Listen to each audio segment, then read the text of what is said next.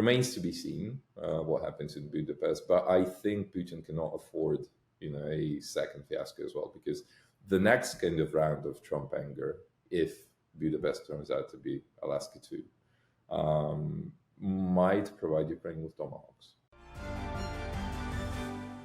Hi, I'm Jo Crawford and welcome to Times Radio's Trump Report. Today I'm joined by Igor Novikov, former senior advisor to Zelensky, who oversaw US-Ukraine relations during the previous Donald Trump presidency. Thank you for joining me on the Trump Report today. Thank you for inviting me again. So according to the Financial Times, Trump's meeting with Zelensky descended into a shouting match following the US president telling Zelensky to accept Putin's peace deal.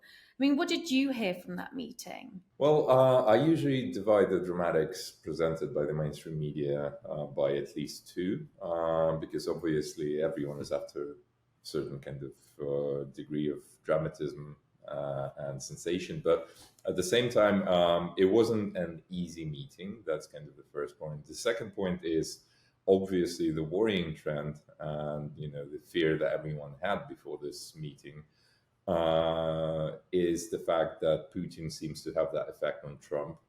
But I think we now understand it better. And the upside that I see is that now it's getting clearer as to how President Trump approaches those negotiations. So basically, he's willing to exert pressure on both sides. And, what we've seen before Putin's call with him and the subsequent meeting with Zelensky was pressure on Russia. Now he's back to putting pressure on Ukraine. I personally disagree with that approach, but let's see if it bears fruit. So it's also been reported that Trump supposedly said that Ukraine should surrender the entire Donbas region to Russia, but Trump's denied this. He told reporters that it should be cut up instead. What have you heard on this? I haven't heard anything about him directly saying, give this land up. Surrender land that's already controlled by Ukraine, because the answer to that would be obvious.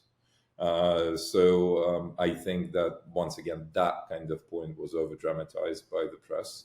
But at the same time, it's exactly what Russia wants. Their demands haven't changed. And only today on the news, the spokesperson for Putin was saying that, no, our demands haven't changed. And we're not willing to make any concessions, and we want what we want. So that's not a very practical position. But the next kind of huge marker would be whether the meeting in Budapest actually happens and whether that meeting goes better than the meeting that Putin and Trump had in Alaska. I have my doubts personally. I mean, a big part of this meeting was supposed to be about potentially getting some sort of decision made about the Tomahawk missiles, wasn't it? Where do you think that decision is standing at now? To be honest, I'm not a huge believer in the fact that Ukraine was going to get the Tomahawks, at least quickly. And there are a number of reasons. There are technical reasons. Anyone familiar with that particular missile system knows that this kind of hype about Tomahawks arriving in Ukraine any second now is slightly over-exaggerated. At the same time, the potential for Tomahawks for Ukraine is important, because that's one of the biggest fears that Putin has. And for anyone who doesn't understand why, it has nothing to do with our capability to strike targets deep into Russia. I mean, we already can do it with our drones, and there are other weapon systems that can allow us to do it. But potentially Ukraine launching at least even one Tomahawk at Russia, say at like Moscow region or something like that, puts Putin practically, with, that missile landing on the same list with the likes of Saddam Hussein. So that would be kind of US directly kind of engaging him in his own backyard. That would be Ukraine, drawn up and presented as, not only the US ally, but part of that coalition of the willing. It's no longer a war with Ukraine, it's a war with everyone. Now, it's symbolic in nature, but at the same time, it would put Putin, between the rock and the hard place. Because on one hand, he cannot afford not to respond to that. And if he doesn't, he's done for, because the Russian public, fueled by his propaganda machine for so many years, is never going to forgive him for that one symbolic act. So I think we found his Achilles heel. And now it's a question of keeping pressure upon him to kind of make sure that he joins that negotiating table, joins it for real, and there's hopefully peace or ceasefire at some point. So was it more words over action then? I strongly believe that we're at stage 2 of potential 3-stage operation to provide Tomahawks for Ukraine, and ironically, it all depends on Russia's actions. So stage 1 was Ukraine requesting them, and we've been doing so from day 1 of this war. Now, once again, as fate would have it, I don't believe that Biden administration would have ever even considered it. Now, Trump, as I said, on the first day after his re-election for the second term, I said that, ironically, he's probably the only potential U.S. president of the past and the future and the present who is actually, I'm trying to pick the right adjective here, strong-minded and impulsive enough to give Ukraine the Tomahawks. So I think Putin will be really worried because, if Trump ever decides to do it, he'll do it. Now, stage 2 is Trump openly speaking about Tomahawks for Ukraine, and that's already happened. And I think stage 3, if Putin ever overplays his hand again with Trump like he did after Alaska, I think we might see Tomahawks in Ukraine, but I don't believe it's a question of weeks or even months. But I mean, Trump was saying with these missiles that it could mean a big escalation. He said a lot of bad things could happen, didn't he? Well, I mean, it will be a big escalation, but once again, I don't see how this war ends without a big escalation because, Putin at the moment gets away with everything whether he's bluffing or, playing for real. And he hasn't experienced any serious pushback from anyone apart from Ukraine. The sanctions aren't sufficient enough or strong enough. The weapon systems provided to Ukraine are provided slowly in a kind of very careful manner to make sure that, Putin, as the West believes, is not provoked. And Ukraine is fighting back as hard as it can, but obviously we don't have enough capability to inflict too much damage on him. So at the moment, everyone's playing it safe, and this war doesn't end without, pressure on Putin. Let me remind you of 2 things. First of all, Putin's Russia is not doing as well as everyone thinks. Their fuel and energy sector is in quite a bad shape after, sustained Ukraine's strikes on their oil refineries. Secondly, and more importantly, Russia has and has always had this doctrine of escalate to de-escalate. So whenever Russia wants to exit something, wants that exit strategy, what they do is escalate to put themselves in a better negotiating position. And then when they bluff and everyone falls for it, they sit down at that negotiating table, try and get the best deal possible for them. I think we should mirror that. We should do that as well, because Putin, who's the KGB kind of person who's grown up within the KGB and kind of knows all of it, he's used to kind of doing it to other people. Now, if he experiences the same kind of hand played, I think he'll trigger certain instincts in his head.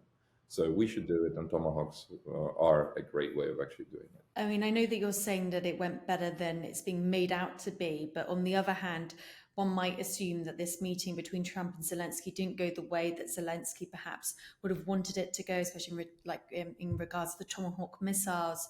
So what are the next steps for the Ukrainian leader? No, I think I disagree with everyone's assessment of this meeting. Obviously, it wasn't an easy meeting everyone was expecting, because for some reason we live in this black and white world of monsters and unicorns that, it's either a perfect meeting or a really disastrous meeting. I mean, it was a meeting that was supposed to happen, and it happened. It was productive in the sense that, Ukraine had its say following that call with Putin. That's incredibly important. The fact that Ukraine had its say face-to-face with Trump rather than over the phone is incredibly important. So I think we managed to kind of repair some of that effect that Putin has on Trump. So I wouldn't classify it as a disaster. And I think everyone who thinks this meeting was a disaster is just slightly infantile and maximalist in their approaches. They were expecting, Zelensky probably to walk out from that meeting with a tomahawk in his hand. And, obviously Tomahawks are slightly bigger for those who don't know this, but it's just the same. But that wouldn't have happened either. So I think it was a working meeting that kind of should have taken place at that time. It has taken place, and it's work in progress. I mean, with that perception that's being put out in the media, how do you think that Russia is looking at this right now? Look, first of all, I have this rule of thumb that I would recommend to everyone kind of watching this, and that is to ignore anything emotional in the media apart from the factual kind of statements in between important meetings, because obviously with the run up to Budapest, the information war is going to be happening, and each side will be trying to kind of paint the relevant picture, in the public's opinion, kind of leading up to that meeting. So there's a lot of over exaggeration in the press, and this meeting is just one of the examples of that. I mean, was it an easy meeting? No. Was it kind of a pleasant meeting? And has Zelensky walked out with Tomahawks? No.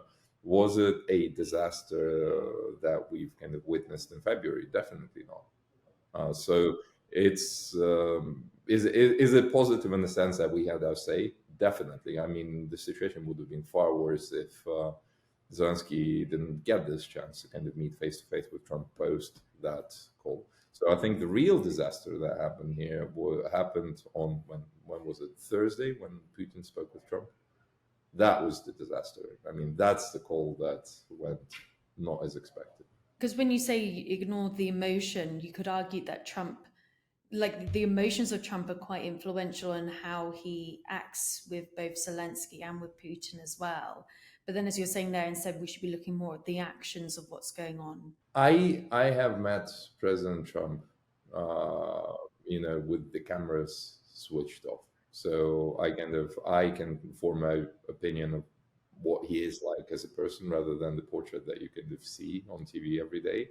And both the portrait and the person, they have certain similarities, but it's not 100% match. So I would say that obviously, there's a lot of drama and kind of exaggeration in his approach, but I think he's trying to make a deal happen, and there's some logic to the madness. So, how significant would you say this meeting between Trump and Putin is? I mean, what do you expect to happen with that meeting as well? Well, it is significant if anything, productive happens in that meeting, because I mean, everyone had their hopes up before Alaska, and nothing happened there. It was a disaster. Now there is high likelihood that this second meeting will also be, a disaster of similar proportions, because Putin is only going there to kind of sweet talk Trump into giving up Ukraine. So nothing is going to change. I mean, obviously I'm a futurist, but I think anyone can kind of forecast a long history lecture from Putin in Budapest. Part two of the whole "here's why we're here" thing for 5 hours. Secondly, I think Putin is going to do everything in his power to try and convince Trump that A, he should just give up on Ukraine, and B, any escalation will lead to World War III and basically destroy Trump's legacy. Those will be like two of the main messages. Now, so it all depends on what Trump does. If he forces Putin to accept Zelensky being there, if he forces Putin to agree to some form of a plan, then this meeting is worthwhile. Otherwise, it's like Alaska Part 2. Zelensky was saying that he'd be willing to go to this meeting if he was invited. Do you have any indication if he might be invited? Well, remains to be seen. I mean, like, there are certain things that we don't understand yet. One, is how is Putin going to get there? That's a very interesting thing, because if I have to basically predict what Russia's going to do, they're going to be try and force Poland and Slovakia into providing the airspace for Putin to fly into Budapest, which will be symbolic. And Russia is all about symbolism, that kind of sadistic symbolism. So the short answer is nobody knows, even Zelensky. I think Trump doesn't know yet. So we're going to know probably this week. By the end of this week, we should have a clearer picture of whether that meeting is headed in a different direction, whether we're in for part two. And also what's important to kind of notice here is pay attention to what Russia does during the next 10 days. If the strikes on Ukraine's energy infrastructure continues, if the mass murder of civilians by missiles and drones continues, then basically it's nothing but a delay tactic.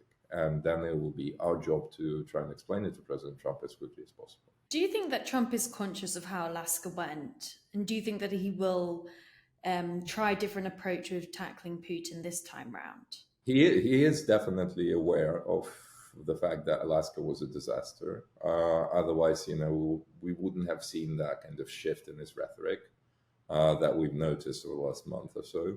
I think he kind of senses that Putin outplayed him and overplayed his hand. So we've seen some fallout from that for Putin in recent weeks. But at the same time, Putin seems to have that magical effect on Trump. So whenever he calls him, Trump kind of reverses back to square one and basically tries to pressure Ukraine into giving everything up.